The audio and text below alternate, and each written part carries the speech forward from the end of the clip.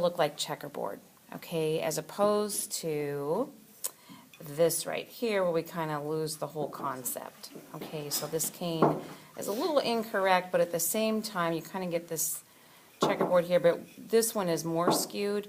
So make sure that when you do put it on the bottle, that we still identify it as checkerboard, okay? All right, when we did your pin rolls, we started with 2 colors, okay? And we said we want these paper thin, so roll them out paper thin. Checkerboard, we're going to have 2 colors. We're going to roll them out, but it's not going to be paper thin. Okay, we have to have a thickness. Hey, you guys, you need to be over here, please. So we want a thickness to this, and you're going to use 2 colors, and we want the 2 colors to be even thickness, and then the 2 colors, in my case yellow and green, need to be the same thickness. Okay, so we want this yellow to be the same thickness all the way across, and I want to go any thinner than that, so you can kind of see how thick that is. Okay, so different than the pin roll in that way. And then we want the yellow and the green to be identical thicknesses.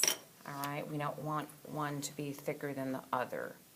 So I think we're pretty good with that. Now, if it's not, then you roll it back into a ball, pat it down with your thumbs, and start over. Okay. So once you get your 2 colors, and our diagram on the board kind of starts after you get those and you've cut them. So you're going to cut them just like you did for the pin roll.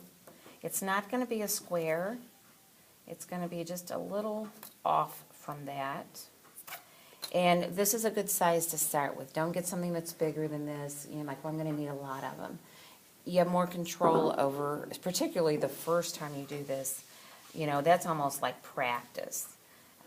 You just, you know, again, you still have to use it, but at the same time, okay, so you've got the 2 colors stacked up. Check them. Do they look the same thickness? Yeah, I think so. So on the board then, the next step is to cut this in half. And you want to cut it, see how one side's longer? You want to cut on the long side. And then you're going to stack those up. Okay, then you have that next step up on the board of where they're stacked. Okay, that's still not a checkerboard though. Okay, we've just got now 4 layers. Okay, so remember you're always cutting the long side. So now we're going to cut in 3 slices, and those need to be even. And if you have to kind of make a little dent first before you cut to make sure they're even, do that. So now we've got these 3 cuts of stripes, and you stack those so that at the end, remember the end is where it's important for our cane. See how that's starting to make a checkerboard? So then you place them opposite so that you get your checkerboard. Now, I noticed this one's a little bit thicker than the others, so I think I'm just going to pat that a little bit to get it more even. That'll make it longer, but I can always trim that off. Okay, so then you just, with fingers on both sides, just kind of set it. Now this is one that when you extend it and shrink it down, it can get real skewed.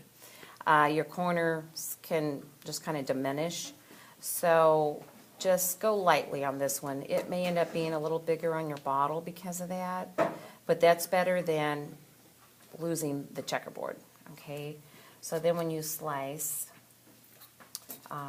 whoops, that kind of got my skewed end off, then that's what you'll have. Now, if some of you would rather see your checkerboard with a little rounded edge, again, shape it. I should have shaped that back into a, you know, if I really wanted to kind of roll the corners on this, you could do that as you put it on. And that just got just a little bit of a curve, you know, if you're wanting to keep everything curved on your bottle, which you don't have to.